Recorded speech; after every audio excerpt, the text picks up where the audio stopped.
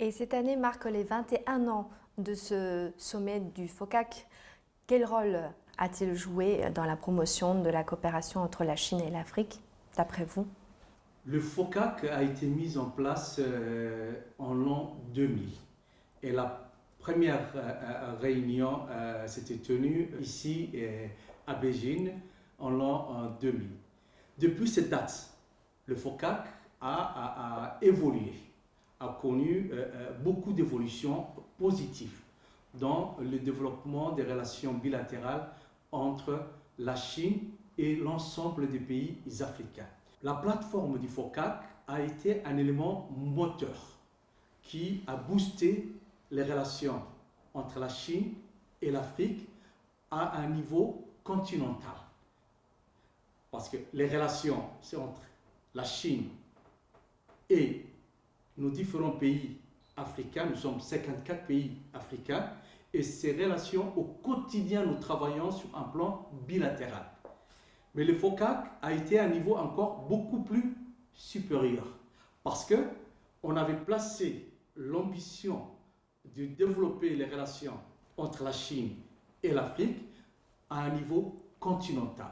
Donc ceci nous a permis de travailler sur un plan d'intégration régionale avec des projets que la Chine a bien voulu financer. Je vous donne deux exemples. Ce que depuis cette date, et même un peu plus, c'est que la Chine a construit plus de 10 000 kilomètres de chemin de fer et plus de 100 000 kilomètres de routes en Afrique.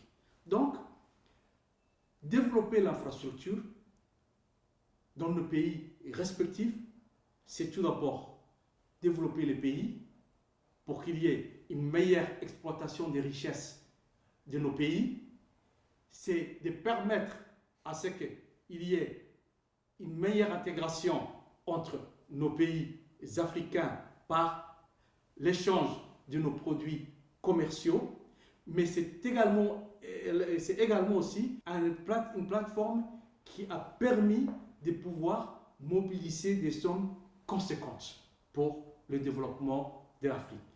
Je pense honnêtement que depuis cette date, les relations entre la Chine et l'Afrique sont aujourd'hui à une dimension que peu d'autres continents peuvent se targuer dans leurs relations avec l'Afrique.